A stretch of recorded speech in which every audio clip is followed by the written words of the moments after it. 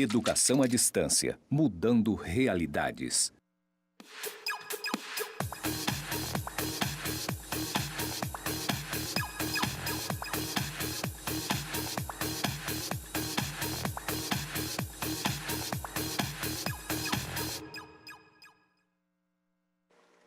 Olá, aluno, olá, aluna, sejam muito bem-vindos a mais uma aula da nossa disciplina de Ética Profissional e Cidadania. Já hoje, nossa aula de revisão, se preparando, porque daqui a pouco vocês vão fazer a nossa avaliação, a nossa prova. Espero que todos estejam bem preparados e que hoje venham para tirar as nossas dúvidas sobre os conteúdos, sobre aquilo que nós vimos, que nós estudamos no nosso dia, que nós podemos aprender dessa nossa disciplina. Então a aula de hoje é uma aula de revisão. Vocês prestem bastante atenção, deem uma olhada nas anotações que vocês fizeram, nas possíveis dúvidas que vocês possam ter, para que a gente possa solucionar e fazer essa prova com muita tranquilidade, com muita paz, com muita calmaria, porque vocês viram nos nossos últimos encontros que a ética é um tema muito bacana, muito tranquilo de ser trabalhado, porque está presente no nosso dia a dia. O importante é que a gente faça uma reflexão sobre todos esses temas a partir da nossa conduta, a partir da nossa experiência cotidiana e, principalmente, no nosso caso, da nossa experiência profissional. Como vimos na aula passada, a conduta ética, a nossa conduta moral, é também bastante puxada, bastante cobrada no meio profissional, no meio do trabalho. Então, por isso que é tão importante a gente falar desse tema. Mas, sem mais delongas, sem mais enrolação, vamos seguir para a nossa aula de hoje e relembrar os conceitos que nós estudamos. Vamos juntos aqui no nosso conteúdo ver quais são os nossos objetivos de hoje. Os nossos objetivos são: identificar os fundamentos conceituais de ética e de moral, reconhecer os valores fundamentais para as decisões éticas, perceber a ética como base para a conduta do homem e identificar os fundamentos éticos na história do pensamento ocidental. Lembrando que essa é uma aula de revisão. Todos os conteúdos que a gente vai conversar hoje, nós já vimos nas aulas anteriores, apenas estamos retomando para que a gente possa relembrar estes conteúdos. E para começo de conversa, vamos para o conteúdo de hoje, que é ética e moral, globalização, responsabilidade, sustentabilidade, ética profissional e empresarial e código de ética. E agora sim, para começo de conversa, vamos lembrar lá do nosso primeiro encontro, quando nós falamos que havia uma diferença entre o conceito de ética e o conceito de moral, porque esses dois não são a mesma coisa, eles são diferentes. Vamos lembrar então que moral é o conjunto de normas que orientam o comportamento humano, tendo como base os valores próprios de cada comunidade ou cultura. O que é moral segundo esse conceito, gente? Moral são aqueles conjuntos de normas, as regrinhas do que pode e do que não pode fazer, do que é aceitável e do que não é aceitável. Moral, ela é uma coisa temporal, é uma coisa cultural. Cada grupo tem o seu código de moral. Provavelmente a sua família tem uma série de normas que devem seguir. Você tem algumas coisas que você pode fazer na sua família, tem coisas que você não pode, tem coisas que para vocês é estranho, que não são aceitáveis. E muitas vezes isso é diferente na família do seu vizinho. A gente dava um exemplo na nossa primeira aula da diferença de cultura da minha casa e da casa da família do professor Diego, que nos acompanhou durante essas aulas. Que em cada família tem a sua perspectiva moral, tem suas normas que diferencia. Da mesma forma, a moral não é a mesma aqui no Brasil, a mesma moral que existe, por exemplo, no Oriente Médio. Muitas de vocês, meninas, se estivessem no Oriente Médio, seriam consideradas erradas pelo simples fato de estarem andando sem véu. Então a gente percebe como a norma moral ela muda. Ela muda em cada país, ela muda em cada cultura, ela muda pelo tempo. Então a moral ela está ligada a essas regrinhas, essas normas, do certo, do errado, do que pode e do que não pode fazer. E agora vamos ver o que é ética. Vamos lembrar o que nós vimos sobre o conceito de ética. Ética, então, é uma reflexão teórica sobre o agir humano. É uma disciplina filosófica que investiga o que é a moral, como ela se fundamenta e como ela se aplica. Olhando assim, fica bem mais fácil a gente entender a diferença. A ética é a teoria que estuda a moral. É como se a ética pegasse a moral, olhasse bem nos olhos delas e perguntasse: por quê? Qual é a justificativa disso? Qual é o fundamento dessa norma moral? Será que ela se aplica para só esse grupo ou ela é aplicada para todo o conjunto da humanidade? A ética tem essa perspectiva mais filosófica, ela vai investigar mesmo. Ela vai olhar para as perspectivas morais, para as normas, para as regrinhas e vai perguntar por quê. Vai tentar identificar quais são os fundamentos, quais são as bases do pensamento moral. E aí a gente viu vários exemplos disso na história da ética, na história da filosofia, que várias vezes tentou se justificar e a gente vai buscando os fundamentos disso. Para a gente pensar de maneira ética, a gente pensa investigando os fundamentos, o que justifica a ação moral. Então, agora a gente percebe, para nunca mais esquecer, para ficar na cabeça, moral é prática, é conduta concreta, é regra. Ética é reflexão, é teoria, é investigação. A ética vai só investigar e buscar entender o quê? A moral. Vai buscar entender o que é a moral, como ela se fundamenta e como ela se aplica. E vamos em frente. Vamos lembrar agora das condições para a responsabilidade moral. Nós vamos entender que o sujeito, para que ele seja responsável moralmente, para que ele seja um agente moral, ele precisa de alguns elementos. O primeiro deles que nós vimos é a responsabilidade. O agente moral só pode existir se preencher as seguintes condições: que ele seja consciente de si e dos outros, que ele seja dotado de vontade, que ele seja responsável e que ele seja livre. Ou seja, o agente moral só pode ser responsabilizado pelos seus atos quando cumprir estas condições. E que condições são essas? Primeiramente, a consciência moral. O que é a consciência moral? Para que haja conduta ética, é preciso que exista o agente consciente, isto é, aquele que conhece a diferença entre o bem e o mal, o certo e o errado, o permitido e proibido, a virtude e o vício. A consciência moral não só conhece tais diferenças, mas também reconhece-se como capaz de julgar o valor dos atos e das condutas e de agir em conformidade com os valores morais, sendo por isso responsável por suas ações e seus sentimentos e pelas consequências do que faz e sente. A consciência é como se fosse aquela vozinha na nossa cabeça que nos permite discernir o que é certo e o que é errado. Todo ser humano que a gente considera responsável tem essa capacidade. Aí a gente pode lembrar do bebê. Quando um bebê faz algum gesto, alguma ação que a gente considera errada, a gente não culpa ele ainda. Por quê? Porque ele ainda não tem essa consciência moral. Ele ainda não conhece o que é o bem e o que é o mal, o que é o certo e o que é errado. Ele ainda não consegue fazer esse discernimento.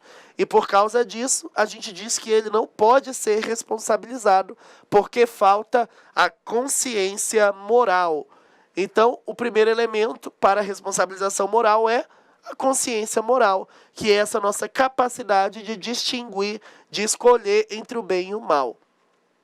O segundo elemento, como a gente vai ver aqui, é a vontade. A vontade é esse poder deliberativo e decisório do agente moral. Para que exerça esse poder, a vontade deve ser livre, isto é, não pode estar submetida à vontade de um outro, nem pode estar submetida aos instintos ou impulsos naturais e cegos. e também não pode estar submetido às paixões, que são os sentimentos e emoções incontroláveis que dominam o agente. Mas, ao contrário, deve ter poder sobre eles e elas, dominando-os e controlando-os. O que é a vontade? A vontade é quando nós agimos conscientemente, quando nós dominamos os nossos instintos e nossos desejos, nossas paixões. O ser humano, como qualquer outro animal, tem instinto. Vocês devem lembrar que quando vocês ficam com fome, às vezes vocês ficam agressivos, irritados. O ser humano, ele é dotado de vontade. Não é porque ele está com fome que ele vai sair por aí batendo em todo mundo para pegar comida. O ser humano tem vontade própria, ele consegue controlar. Eu estou com fome, mas eu preciso agir como um ser humano. Eu não posso sair por aí fazendo besteira. A mesma coisa quando a gente está com raiva. Quantas vezes vocês já não justificaram alguma ação dizendo que agiram daquela maneira porque estavam com raiva?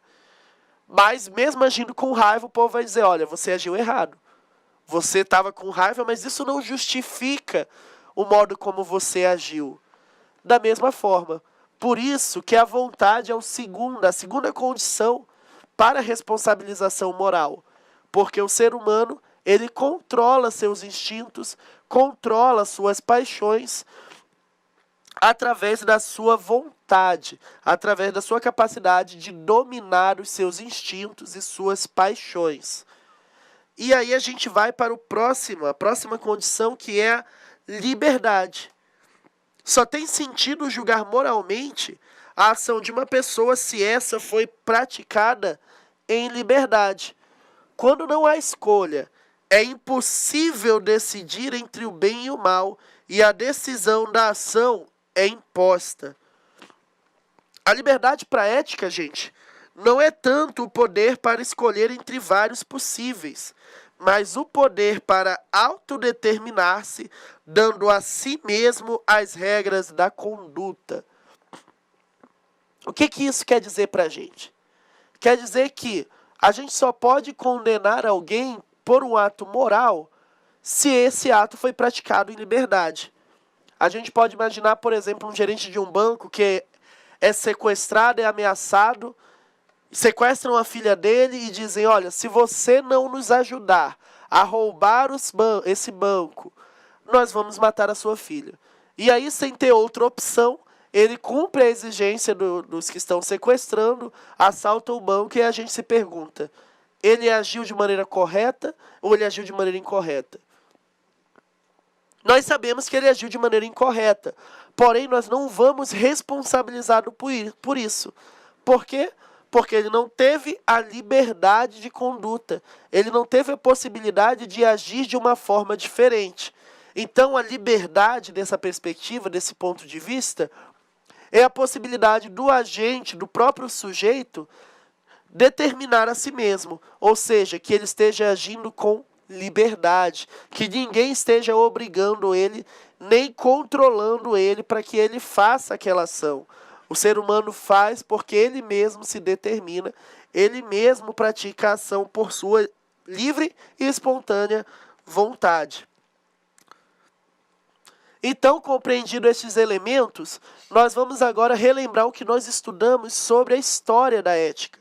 Vamos lembrar que ela surgiu lá na Grécia Antiga e que o primeiro filósofo da moral foi um cara chamado de Sócrates, que viveu na cidade de Atenas e começou algumas reflexões.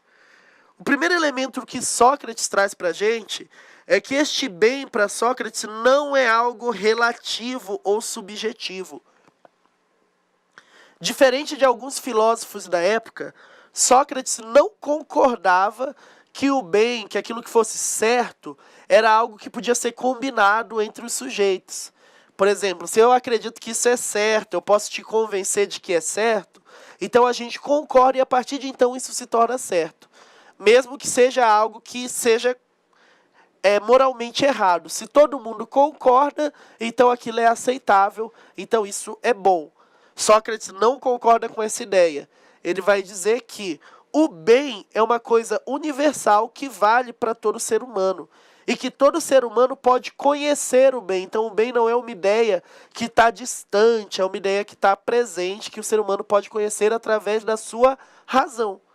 E esse bem é a ideia principal, é o conhecimento que o ser humano deve buscar a partir da sua própria humanidade. O ser humano deve conhecer isso sabendo que vale para todo homem, para toda mulher na Terra. O bem, para Sócrates, é algo universal e que deve ser aplicado e vivenciado por todo ser humano. E a partir do momento que você conhece o que é o bem, que você descobre que uma coisa é boa, você não consegue mais praticar o que é errado. Como você não vai conseguir praticar o que é errado? Como assim? Conhecendo o bem, você não consegue praticar o mal. É o segundo elemento que Sócrates traz, que é a ideia da consciência moral. Lembra a consciência? Nós acabamos de falar dela. A consciência moral é introduzida na filosofia pelo Sócrates, porque ele vai dizer que existe um Deus na cabeça dele. Ele dizia muito isso. Existe um Deus na minha cabeça que sempre que eu tento praticar algo ruim, me impede. Sócrates está falando da consciência, era essa voz que ouvia dentro da cabeça que dizia que ele não poderia praticar certas ações. Mas para que a consciência conseguisse ter esse poder, ele precisava buscar o conhecimento e descobrir o que é o bem e o que é o mal. Em seguida, vamos lembrar um pouco também do Aristóteles. O Aristóteles vai trazer a ideia de que o fim último do ser humano é a felicidade. Ou seja, o ser humano está buscando ser feliz. E que tudo que a gente faz é buscando a felicidade. Inclusive, nós somos bons porque só quem é bom consegue ser feliz. E para ser feliz, eu preciso viver as virtudes, que são aquelas disposições de ação, a coragem, a prudência, a fidelidade, a justiça, são as virtudes. E para ser feliz, eu preciso viver essas virtudes. E nós adquirimos essas virtudes pelo hábito, ou seja, as virtudes não são inatas, nós não nascemos com elas. Nós não nascemos justos, nós não nascemos prudentes, nós não nascemos corajosos, nós precisamos praticar essas virtudes até criar o hábito de vivê-las. A prática das virtudes é que vai conseguir, que vai fazer com que nós nos tornamos pessoas boas e, consequentemente, pessoas felizes. Ainda sobre estes dois, tanto Aristóteles quanto Sócrates vão concordar e quanto à indissociabilidade entre a vida ética e a vida política. Então, os dois vão estudar ética e política juntos. Então, ética e cidadania são o mesmo tema para esses dois filósofos. E a importância para eles é tão grande que o Aristóteles, de um lado, vai dizer que o homem só pode ser feliz se ele for um bom homem. Ou seja, o bom homem só pode ser bom se ele também for um bom cidadão. O justo, o homem justo, é um bom cidadão. Se ele não é um bom cidadão, ele é apenas um homem egoísta. E se ele é um homem egoísta, ele não é um bom homem, segundo a filosofia de Aristóteles. Já o Sócrates, ele vai levar isso até os últimos níveis. De que modo? O Sócrates vai recusar fugir da sua própria condenação. Como a gente viu nas últimas aulas, o Sócrates foi condenado à morte. E aí os discípulos dele propõem que ele fuja. E ele se recusa por quê? Porque ele acreditava que ele devia cumprir o dever dele como cidadão. E o dever dele como cidadão era cumprir a lei, e a lei tinha determinado que ele deveria morrer. Então, para cumprir isso, ele decidiu aceitar a sua própria condenação de morte, mesmo sabendo que era uma condenação injusta. Voltando ao nosso conteúdo, nós voltamos também um pouco para, depois de ver um pouco sobre a ética utilitarista e a ética kantiana, nós vimos um pouco das relações humanas em uma sociedade globalizada. Como é a relação humana na nossa sociedade? Vimos que nossa sociedade é pensada a partir de relações de consumo. Ou seja, nossas relações são pautadas por essa ideia de compra e venda, de lucro, de aquisição de produtos. E com isso nós temos contínuos lançamentos de novos produtos. O celular que você está usando hoje, amanhã já está ultrapassado, você precisa comprar um novo. A roupa que você compra hoje, semana que vem já lançou uma nova coleção. E aí você precisa adquirir essa nova coleção. Então o tempo todo estão lançando novidades e a gente sente o quê? A criação de desejos. Os desejos de consumo. Eu vejo a propaganda e eu sinto o desejo de ter aquele produto. Eu vejo aquela propaganda daquela roupa, daquele carro, daquela comida, e eu sinto o desejo. E quando eu sinto o desejo, eu procuro comprar. Então isso é algo bastante forte da nossa sociedade, essa criação de desejos. E finalizando também a cultura do descartável.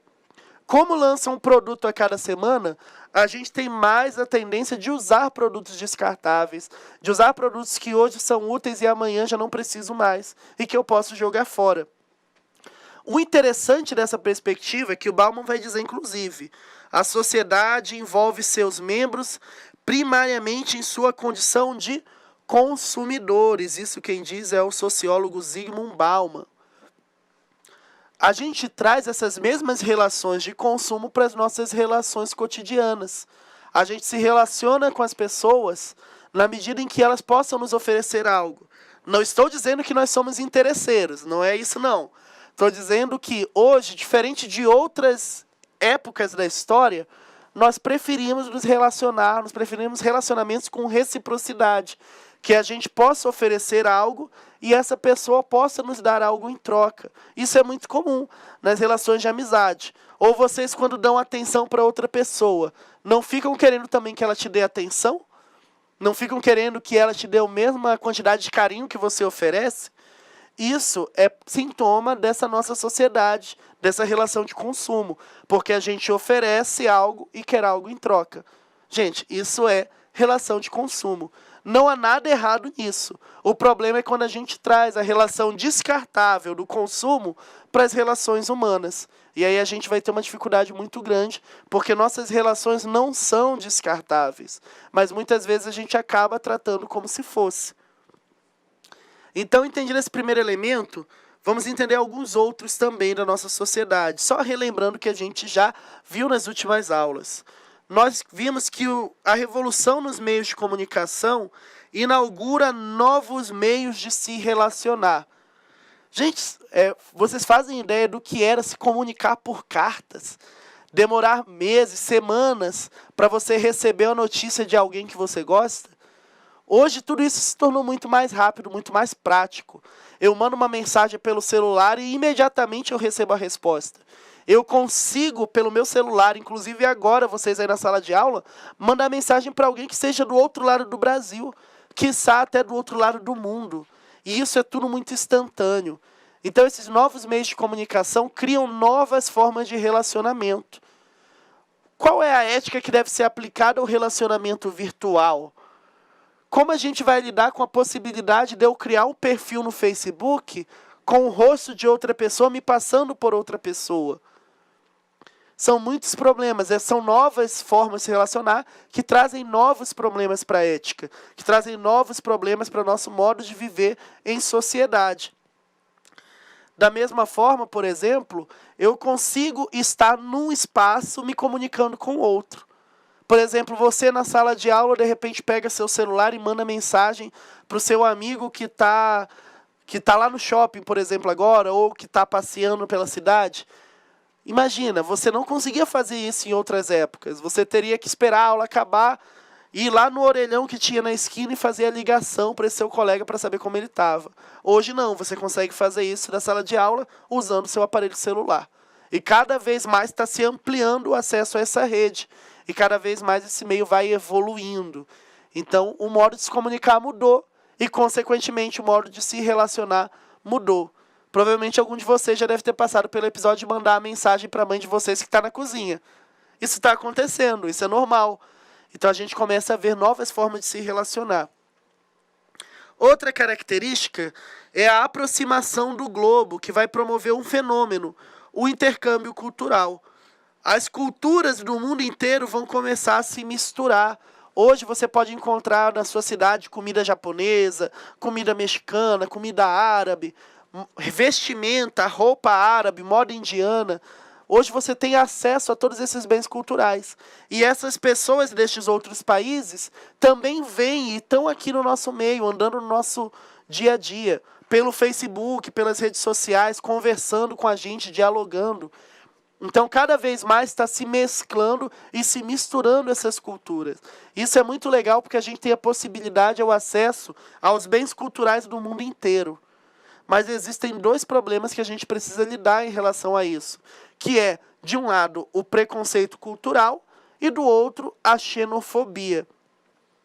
O preconceito cultural é quando eu crio imagens, estigmas a partir dessas culturas. Por exemplo, quando eu vejo um árabe, um muçulmano, e penso que é um terrorista. Essa ideia está bastante vendida. Ou quando, por exemplo, eu vejo um nordestino e penso que ele não tem água, que ele passa fome, e assim por diante. Ou que ele é burro, como surgiu há alguns tempos atrás essa discussão. Então, o preconceito cultural cria imagens das pessoas a partir de suas culturas. E, como todo preconceito, é uma ideia sem fundamento, porque você não se permite conhecer a fundo a cultura do outro. Você faz um julgamento precipitado. Então, por isso é importante pensar nisso. E a xenofobia é a aversão, é o medo do estrangeiro. Em Porto Velho, alguns tempos atrás, nós recebemos uma grande massa de imigrantes haitianos, dos imigrantes haitianos. E aí nós tivemos muita gente que agiu com eles de maneira violenta, dizendo que eles tinham que voltar para o país deles, que eles não deviam ficar aqui, e até tratando eles com trabalho escravo. Isso são momentos de xenofobia, quando a gente trata o estrangeiro de forma violenta, agressiva, que a gente tem uma aversão a quem é estrangeiro. No nosso mundo, devido às conexões, a gente sempre vai estar lidando com estrangeiros. Então a xenofobia é um problema que a gente precisa superar e evitar, assim como o preconceito cultural. E nós vimos também, gente, no nosso conteúdo, vamos olhando aqui, o processo de individualização. E vimos que ele não necessariamente era um processo de individualismo. O que causa esse processo de individualização? A gente assume que o indivíduo é o único responsável por sua vida. Aquela história, da minha vida cuido eu, ninguém mete o tacho na minha vida, ninguém mexe, eu que sou o responsável. Ou quando alguém fala, você é o único responsável pela sua vida.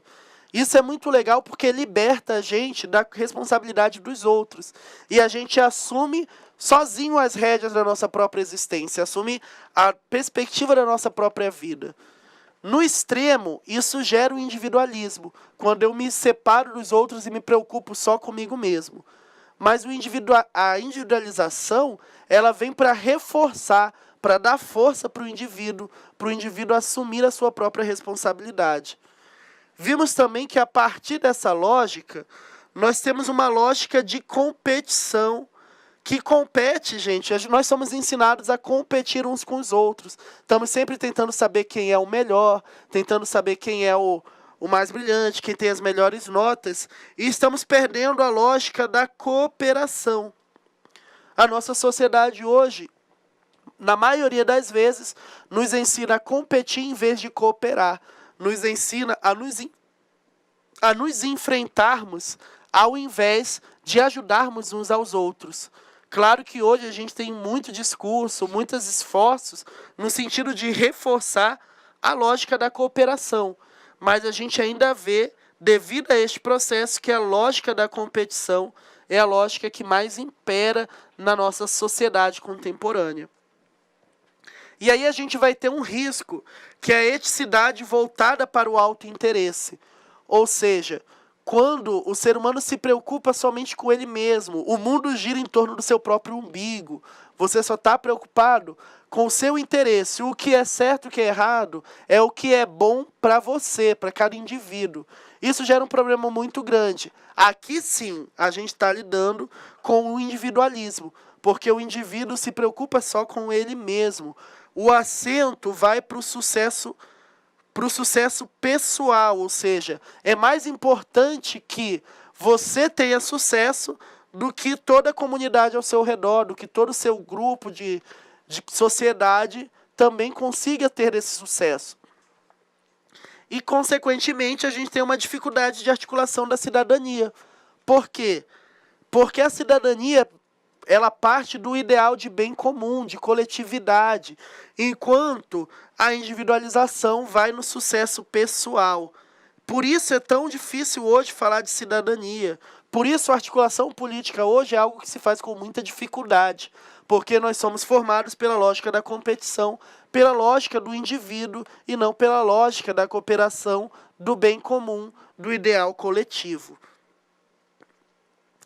Diante desses desafios, a filosofia propõe então um novo humanismo, ou seja, um novo ideal de humanidade, para além do pensamento de natureza humana, que possa considerar, além das distinções existentes de gênero, raça, nacionalidade ou outras, ou seja, que considere todo ser humano, independente das suas diferenças, independente das suas diferenças.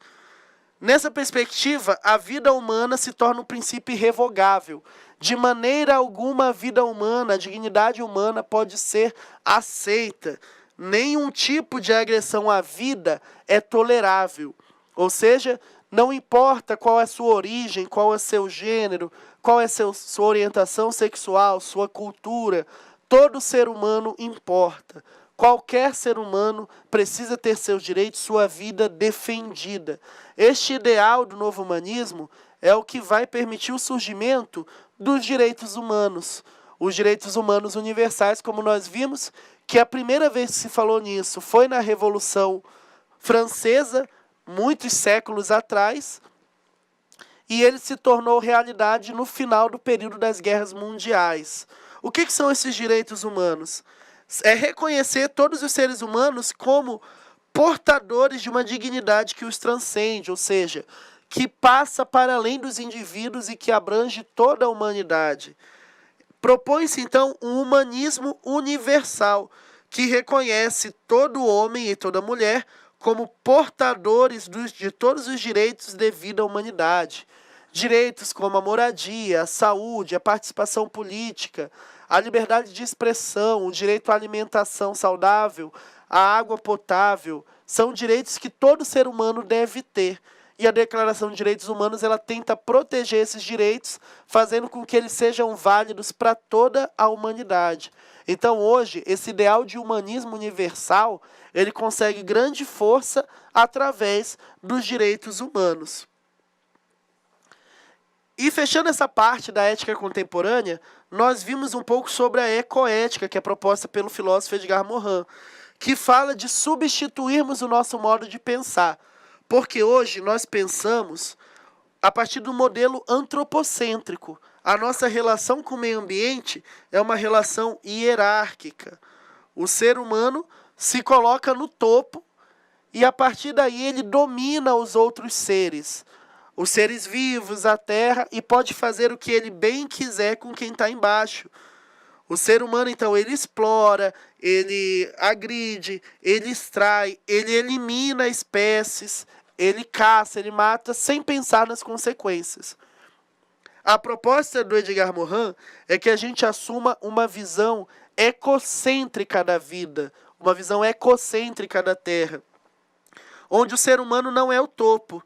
O ser humano está aqui, no meio do círculo, dependendo de todos os outros elementos. O ser humano se reconhece como parte da natureza e não como superior a ela, compreendendo que se ele agredir alguma parte desse ambiente, ele próprio vai sofrer as consequências.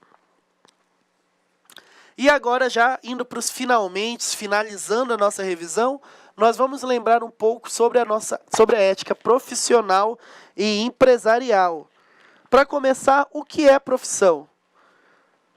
Profissão é, então, o exercício habitual de uma tarefa a serviço de outras pessoas. Habitual porque não é algo que eu faça hoje e vou voltar a fazer daqui a um mês, 2, até o ano que vem. É algo que eu faço habitualmente. Eu sou professor várias vezes por semana, várias vezes no mês. O policial é policial várias vezes. O médico é médico quase todos os dias da semana. Então, é uma tarefa habitual. E depois é a serviço de outras pessoas. Por quê? Eu não sou professor para mim mesmo, eu não estou dando aula para mim mesmo. Eu dou aula para outros sujeitos. O médico não vai cuidar de si mesmo, ele é profissional porque ele cuida de outras pessoas. Assim, toda profissão é voltada ao serviço de outras pessoas e não ao serviço de si mesmo. E a ética profissional, o que é? A ética profissional trata do compromisso que nós fazemos enquanto profissionais. Porque ao pertencer a uma classe profissional, qualquer que seja a natureza dessa classe, o indivíduo assume um compromisso com a sociedade e um compromisso com os colegas de profissão. O compromisso com a sociedade, porque a sociedade cobra dos profissionais que ele tenha uma conduta ética, cobra certos valores, certos princípios a serem vividos por este profissional. E o compromisso com os colegas, porque o profissional pode manchar a reputação de toda a categoria. A gente viu na nossa aula, por exemplo, que todo político, abre aspas, todo político é corrupto. Por que a gente tem essa ideia? Porque um grupo considerável de políticos agiu com corrupção. A partir daí a gente generaliza e diz que todo político é corrupto. Ou a ideia de que todo advogado é mentiroso, por exemplo. Então a gente tem a tendência de generalizar uma profissão a partir da conduta dos profissionais. Por isso é tão importante. Vocês estão se formando como profissionais técnicos em informática para a internet. Se vocês não cuidarem da sua conduta, vocês podem manchar a reputação de todos os técnicos em informática para a internet. Já imaginou o peso disso? Por isso é importante pensar na sua conduta profissional, na sua ética profissional, nesse compromisso que você tem com a sociedade e o compromisso também com a classe profissional. E agora a ética empresarial, gente. A ética empresarial refere-se aos valores que são observados por uma empresa, seja na relação com seus clientes, fornecedores, funcionários e também com outras empresas. Uma empresa ela vai exercer essas relações, ela vai se relacionar com seus clientes, ela vai se relacionar com seus funcionários e vai se relacionar com outras empresas. E a sociedade, gente, a sociedade está de olho, a sociedade presta atenção. E uma empresa precisa prezar pela sua imagem. Porque se a imagem de uma empresa for manchada, ela perde a confiança dos seus clientes. E uma vez que se perde a confiança, para recuperá-la é um processo muito longo e delicado. A empresa que tem sua reputação manchada, muito dificilmente consegue se recuperar. E nós sabemos que nós temos muita dificuldade de confiar numa empresa se sabemos que essa empresa não é ética, que essa empresa pratica ações incorretas, pratica ações antiéticas. Se a gente não confia, o cliente não vai e a empresa corre o risco até de falir. Pode ser a empresa que fornece o melhor produto, mas se ela não tem a confiança do cliente, se ela não é ética, o cliente dificilmente vai confiar nela e isso pode resultar até na falência dessa empresa. E aí nós vimos dois valores importantes dentro dessa perspectiva da ética empresarial. O primeiro é a responsabilidade social. Nós vimos que a sociedade não aceita mais que as empresas forneçam apenas qualidade, preço e cumprimento da legislação. A sociedade passou a valorizar cada vez mais empresas que ajudam a minimizar os problemas sociais e ambientais da atualidade. A sociedade passa a cobrar que a empresa tenha responsabilidade social, que a empresa se preocupe com os problemas. E o que é responsabilidade social, gente? Refere-se às empresas que decidem voluntariamente, ou seja, elas não são obrigadas, elas decidem voluntariamente contribuir para a construção de uma sociedade mais justa. Voluntariamente, elas fazem ações de modo a construir essa sociedade mais justa, mais igualitária. Então, sobre a responsabilidade social, ela pode ser interna e externa. Pode ser a externa, porque a empresa se preocupa com o seu entorno, com os problemas sociais que acontecem na sociedade do lado de fora da empresa. Ela vai promover ações caritativas, ações de reparação, de modo a minimizar esses problemas sociais.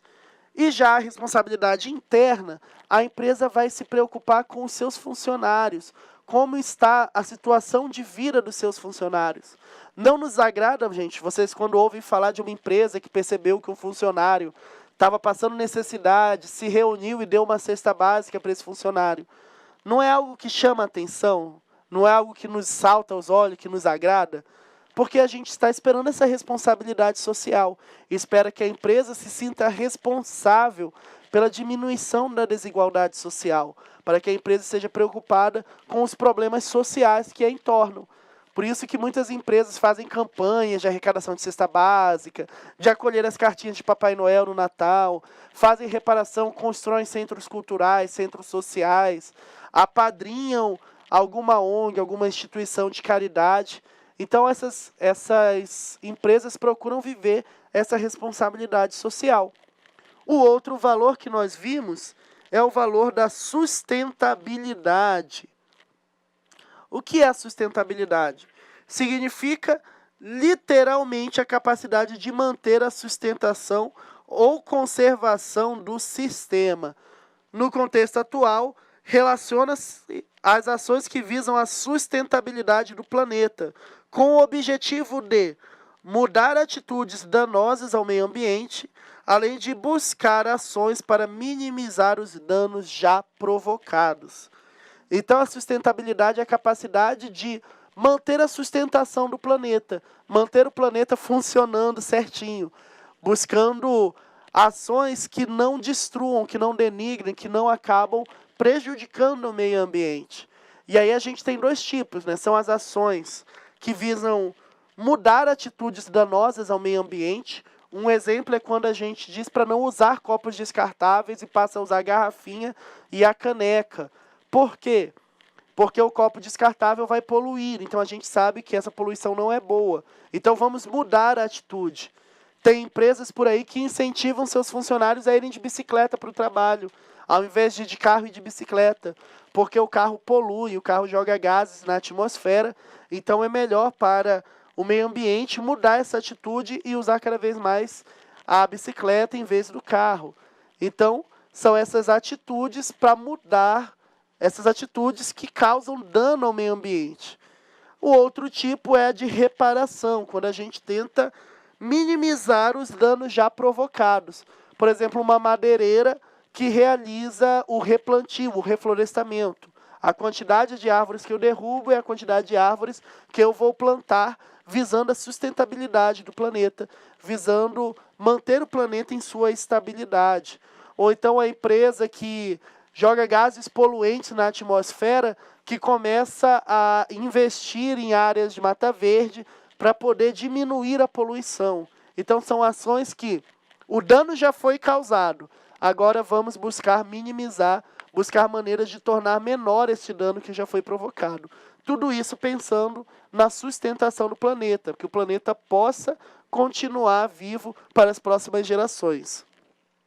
Então vamos seguindo aqui no nosso conteúdo. Por fim, nós vimos o que é o Código de Ética. E vimos que o Código de Ética é este documento, cujo objetivo é nortear condutas, que representa a oportunidade da empresa ou da categoria manifestar os valores básicos que pautam sua conduta no mundo dos negócios e na relação com a sociedade. Nós vimos que a conduta de um profissional pode manchar a reputação, tanto da empresa quanto da sua categoria profissional. E é por esse motivo que se criam os códigos de ética, para poder controlar e orientar a conduta destes profissionais, evitando que eles tenham atitudes que possam manchar a reputação da categoria, a reputação da empresa. Então o código de ética ele vai ter esses valores, essas normas de conduta que vão orientar e ajudar os profissionais a vivenciar estes valores éticos de cada profissão ou até os valores da própria empresa. Então, o código de ética ele é um norte, é um modo, não é uma lei. Ele é uma norma de conduta que ajuda o profissional a exercer sua profissão de maneira mais ética, de maneira mais certa, mais acertada. E nós vimos, então, como elaborar um código de ética. Quais são os passos para elaborar este documento? Primeiramente, organizar reuniões de trabalho. O código de ética não é algo que o chefe, que o dono da empresa decide e enfia a goela abaixo dos funcionários. É preciso ter reuniões para que todos possam participar, expor sua opinião, dar suas contribuições para construir este código. Nessas reuniões, nós vamos discutir a necessidade de normas. Vamos discutir quais são as regras. Por exemplo, uma norma moral interessante para a gente seria não utilizar o boné no nosso trabalho. Isso é uma norma moral, uma norma de ética, uma norma de conduta. Aí a gente vai discutir se essa norma é realmente necessária. A gente vai perceber, não, gente, não tem necessidade. Nós trabalhamos numa loja esportiva, então não tem problema os nossos funcionários usarem bonés, por exemplo. Então vocês vão discutir a necessidade de normas até chegar em conclusões. Depois é importante também conhecer outros códigos de ética. Conhecer outros códigos de ética para saber o que outros grupos, o que outras categorias estão colocando também de normas. Conhecendo outros códigos, a gente vai perceber, identificando quais são as normas, quais são os valores já vivenciados e até tendo modelos para a construção do código de ética de cada profissão. Em seguida, depois que se estabeleceu o código de ética, é importante entregar o código de ética aos funcionários. Os funcionários precisam ter conhecimento, precisam saber o que está escrito no código de ética.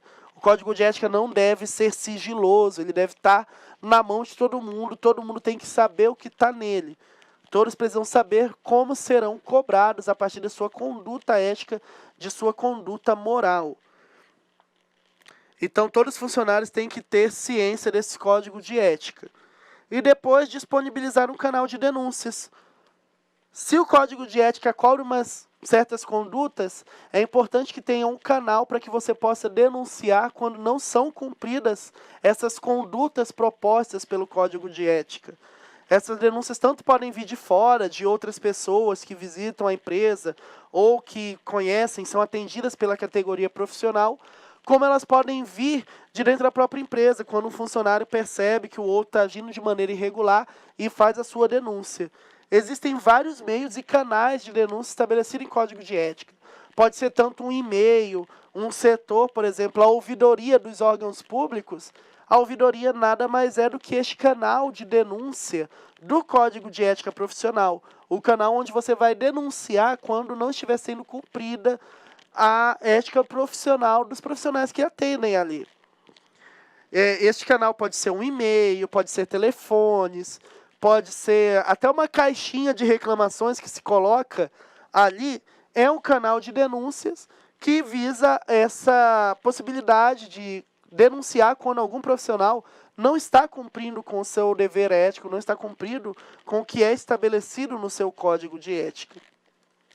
E aí, uma vez que se estabelece o canal de denúncias, que já tem o código de ética, vamos organizar um comitê de ética. O comitê de ética é um grupo de profissionais que vão fiscalizar e garantir o cumprimento do código de ética. Eles não vão mandar e nem bater em ninguém, gente.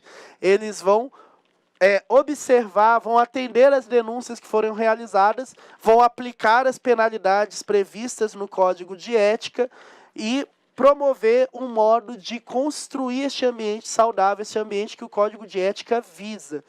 Então, o comitê de ética tem essa função de fiscalizar e de fazer-se cumprir as normas de conduta estabelecidas pelo código de ética. Galera, essa é a nossa revisão. Vocês viram que são conteúdos muito fáceis, são coisas que a gente conversou nas nossas últimas aulas, conteúdos que têm tudo a ver com a nossa prática profissional. Queria dizer que foi um prazer muito grande estar trabalhando com vocês, estar com vocês esse tempo que nós desenvolvemos essa disciplina. Espero que tenha sido muito bom para o crescimento de vocês enquanto pessoas.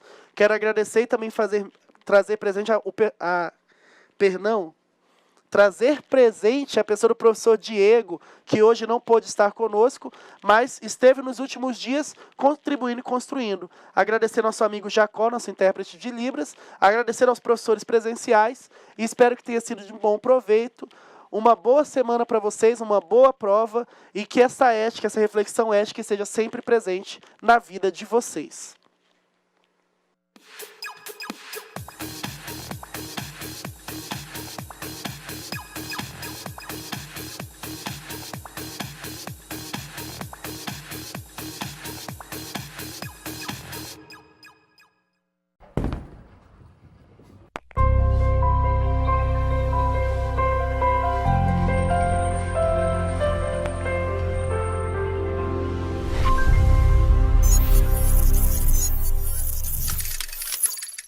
Educação à distância, mudando realidades.